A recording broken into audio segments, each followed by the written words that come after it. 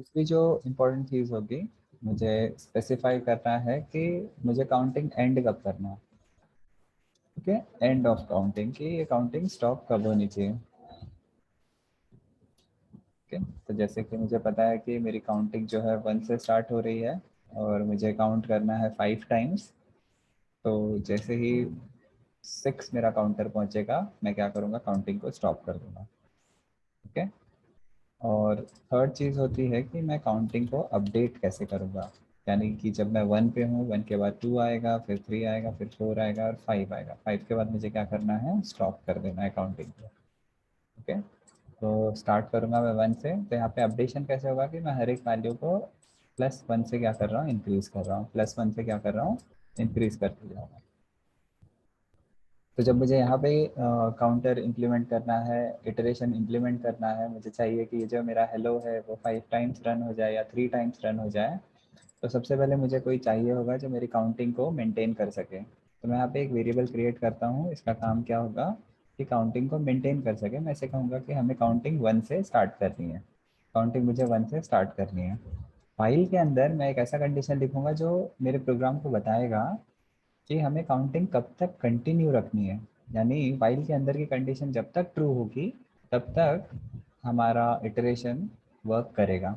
तो यहाँ पे मैं लिखूँगा कि जब तक मेरे आई की वैल्यू लेस देन और इक्वल टू 5 होगी तब तक मुझे क्या करना है, इस चीज़ को कंटिन्यू रखना है।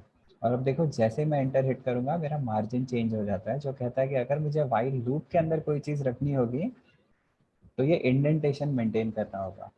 और मैं यहाँ पे देख रहा हूँ कि मेरा प्रिंट जो है वो भी फिलहाल लूप के बाहर है। अगर मुझे उसे अंदर करना है तो मैं पी पे जाकर एक टैब प्रेस कर दूंगा। इससे क्या हो जाएगा कि ये जो मेरा प्रिंट का स्टेटमेंट था वो लूप के अंदर आ चुका है।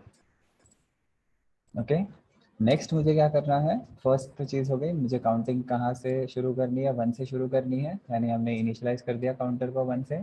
अब मैं चाहता हूँ कि मेरी काउंटिंग 6 पे एंड हो जाए। तो मैंने कंडीशन दिया है कि जब तक मेरी काउंटिंग की value less than equal to 5 होगी तब तक मैं ये काउंटिंग या फिर ये जो इटरेशन का काम है ये कंटिन्यू रखूँगा। और यहाँ पे ये इंडेंटेशन बता रहा है कि ये जो चीज़ें यहाँ पे मैं लिख रहा हूँ वो क्या है, वाइल लूप के अंदर है। और जैसे मैं मेरी मार्जिन चेंज करूँगा मैं इस लूप के बाहर आ जाऊँगा, यानी इसके आगे की चीज़ें क्या होंगी, रिपीट नहीं होंगी। और इसके आगे मैं कब आ पाऊँगा, जब ये लूप जो है वो पूरा कंप्लीट हो जाएगा, या जो इटरेशन है ये पूरी काउंटिंग कंप्लीट हो जाएगी, तब मैं अगले इंस्ट्रक्शन पे आऊँगा। तो यहाँ पे आफ्टर प्रिंटिंग हेलो, मैं नेक्स्ट यानी जो मेरी लास्ट चीज़ बची है अपडेशन, वो करना है कि मेरी काउंटिंग अपडेट कब होगी। यानी जब मैं एक बार ये हेलो को प्रिंट कर दूंगा तो मेरी आई की वैल्यू चेंज कैसे होगी, उसके नेक्स्ट वैल्यू क्या होगी। तो उसकी नेक्स्ट वैल्यू ऐसी होगी कि मैं आई को क्या करूँगा, इक्वल टू जो करंट अभी मेरी आई की वैल्यू है उसे +1 से ऐड कर दूंगा। उसे +1 से क्या करूँगा, ऐड कर दूंगा। तो इस तरह से मैं आई की वैल्यू को क्या करूँगा, अपडेट कर दूंगा। तो मैंने तीनों चीज़ें इंप्लीमेंट कर दी। यहाँ पे मैंने इनिशियलाइज कर दिया है, यहाँ पे मेरी कंडीशन चेकिंग हो रही है। जब तक ये कंडीशन ट्रू होगी तब तक मैं इस लूप के अंदर रहूँगा और ये दोनों चीज़ें कंटिन्यू करते रहना है। जैसे समझो मेरा लूप एंड हो रहा है तो मैं इस लाइन नंबर 11 पे आऊँगा और यहाँ पे एक स्टेटमेंट प्रिंट कर देता हूँ कि यहाँ पे क्या हो रहा है, हमारा लूप जो है वो टर्मिनेट हो गया या एंड ऑफ लूप। ओके, अब मैं ऐसे अगर सेव करके रन करूँगा तो आउटपुट हम एक्सपेक्ट कर सकते हैं कि आने वाला होगा 5 टाइम्स हेलो प्रिंट हो गया है और उसके बाद एक बार एंड ऑफ लूप आया। अगर मैं इस प्रिंट वाले स्टेटमेंट को भी लूप में डाल दूंगा तो क्या हो जाएगा कि ये जो एंड ऑफ लूप है वो भी 5 टाइम्स डिस्प्ले होगा। और अगर मैं इसकी मार्जिन को हटा देता हूँ तो ये लूप के बाहर आ जाएगा। और अब अगर मैं रन करूँगा तो सिर्फ एंड ऑफ लूप वाला जो प्रिंट स्टेटमेंट है वो एक ही बार रन करेगा। तो अब लूपिंग कैसे इम्प्लीमेंट करनी है वाइल से समझ में आ गया। इसे हम किस तरह से यूज़ कर सकते हैं। जैसे मैं 5 के बदले इसे 10 कर सकता हूँ।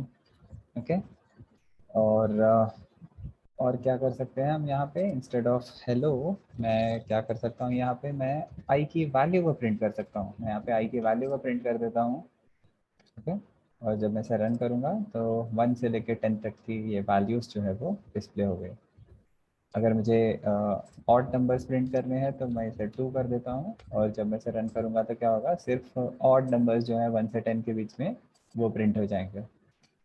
ओके, तो ये शॉर्ट में हमने वाइल को देख लिया। वाइल के बाद में अब नेक्स्ट अगर यही काम मुझे फॉर से करना है तो मैं इसे फॉर से भी कंटिन्यू कर सकता हूँ। फॉर लूप में जाने के लिए भी तीन चीज़ों की रिक्वायरमेंट होगी। तो मैं कीवर्ड यहाँ पे यूज़ करूँगा वो होगा फॉर। ओके, और यहाँ पे मुझे लिखना है आई। ये जो मेरी काउंटिंग होगी, मैं लिखूँगा कि आई जो होगा वो शुरू होगा कहाँ से, 1 से, और ख़त्म होगा 10 पे या 5 पे। तो अगर मुझे 1 से लेके 5 तक की कोई वैल्यू जनरेट करनी है तो मैं एक रेंज फंक्शन यूज़ कर सकता हूँ। जैसे मैं प्रिंट करता हूँ यहाँ पे, मुझे क्या करना है, प्रिंट करना है रेंज। ओके, कैपिटल हो गया, स्मॉल लेटर में है रेंज। रेंज में मैं बोलूँगा कि मुझे प्रिंट करना है 1 से लेके 10 तक। तो मैं रेंज फंक्शन में लिखूंगा, अगर मुझे 1 से लेकर 10 तक लिखना होगा तो मैं 1,11 लिखूंगा, क्योंकि रेंज फंक्शन इस तरह से चलता है कि 1 से तो शुरू करेगा लेकिन लास्ट वाली जो नंबर है उस तक नहीं जाएगा। यानी 1 से शुरू करके 10 तक ही जाएगा, 11 पे नहीं पहुंचेगा। मैं अगर इसे रन कर दूंगा तो ये कह रहा है कि मेरा जो रेंज है 1 से लेकर 11 है। अब अगर मुझे इस चीज़ को समझना है कि ये वर्क कैसे करेगा, तो मैं एक फॉर लूप लिखता हूँ। फॉर लूप में एक काउंटर डालता हूँ, यहाँ पे इन लिखूंगा। तो ये कीवर्ड जो पार्ट है, फॉर लिखना है, जो वेरिएबल काउंट कर रहा है उसका नाम लिखना है, और इन कीवर्ड को यूज़ करना है। इसके बाद में मैं रेंज डिसाइड करूँगा कि मुझे कहाँ से कहाँ तक की वैल्यू चाहिए। मुझे 1 से लेके 10 तक जाना है, तो मैं यहाँ पे 11 लिख दूँगा। और बेसिकली इस प्रोग्राम में मैं क्या करूँगा, प्रिंट कर दूँगा, और प्रिंट करके मैं आई की वैल्यू को प्रिंट करना चाहता हूँ। अब देखेंगे जैसे मैं इसे रन करूंगा, ये फॉर लूप क्या कर रहा है, 1 से लेके 10 तक की वैल्यू को प्रिंट कर रहा है। तो अगर मैंने रेंज लिखा है 1 से 11, तो 1 से मेरी काउंटिंग शुरू होगी लेकिन 10 तक ही पहुंचेगी। ये जो लास्ट 11 है वो क्या हो जाएगा, एक्सक्लूड हो जाएगा, उसे हमें इंक्लूड नहीं करना है। ठीक है, तो फॉर लूप को यूज़ करके हम बहुत सारी चीज़ें कर सकते हैं। जैसे यहाँ पे मैं यूज़र से इनपुट ले सकता हूँ कि मुझे एक नंबर इनपुट दे दो। ओके, जो इंटीजर होना चाहिए। ओके, और ये वाली मुझे इनपुट लेनी है यूज़र से। इनपुट लेके मैं यूज़र को कहूँगा कि क्या करो, यहाँ पे एक नंबर को एंटर कर दो, एंटर अ नंबर। यूज़र क्या करेगा, एक नंबर एंटर करेगा। मैं क्या प्रिंट करना चाहता हूँ, मैं आई की वैल्यू को मल्टीप्लाई कर देना चाहता हूँ उस नंबर की वैल्यू को जो यूज़र ने मुझे दी है। और जब मैं इसे रन करूँगा तो ये मुझसे एक नंबर पूछ रहा है। अगर मैं यहाँ पे नंबर दे देता हूँ 3, और जब मैं एंटर करूँगा तो देखूँगा यहाँ पे 3 का जो टेबल है वो प्रिंट हो गया है। और 3 1 3 से लेके 3 10 30 तक सारी वैल्यूज़ को मैंने डिस्प्ले कर दिया है। तो हम फॉर लूप और वाइल लूप को यूज़ कर सकते हैं इटरेशंस इंप्लीमेंट करने के लिए। ये दोनों ऑप्शन हमारे पास में रेडी होंगे, और हम इन फॉर लूप की वजह से, मदद से, या फिर वाइल लूप की मदद से बहुत सारे अमेजिंग अमेजिंग प्रोग्राम्स को कंप्लीट कर सकते हैं। तो आई होप आप लोगों को लूपिंग कैसे यूज़ करना है समझ में आ गया होगा। अगर और हमें लूपिंग के बारे में समझना है तो पाइथन में एक स्ट्रक्चर है जिसे हम यूज़ कर सकते हैं। यहाँ पे रेंज फंक्शन में अगर 11 के बाद में मैं कॉमा 2 डाल देता हूँ, कॉमा 2 डाल देता हूँ और इसे रन करता हूँ, तो ये मुझसे एक नंबर पूछ रहा है, और मैं यहाँ पे नंबर दे देता हूँ 1। तो जैसे मैं एंटर करूँगा तो यहाँ पे देख रहा हूँ कि 1 × 1 3 5 7 9, यानी कि सारे सारे ऑड प्लेसेस में हो रहे हैं। यानी यहाँ पे जो थर्ड वाला प्लेस है वो रिजर्व्ड होता है ये बताने के लिए कि ये जो रेंज की वैल्यू है वो किस तरह से अपडेट होगी। तो यहाँ पे अगर मैं कुछ भी नहीं लिखता हूँ तो बाय डिफ़ॉल्ट ये वैल्यू क्या हो जाएगी, 1। ओके, तो 1 होगी तो ये सारे इटरेशन फाइंड आउट करेगा, जो भी मैं वैल्यू लिखूंगा 1 जार 2 जार 3 जार सारी वैल्यूज़ को डिस्प्ले करेगा।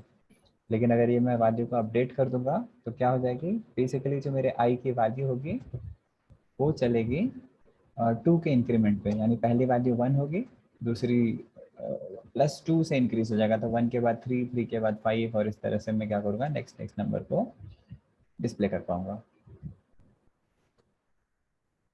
तो इस तरह से हम रेंज फंक्शन को यूज़ करके इटरेटिव स्ट्रक्चर्स बना सकते हैं।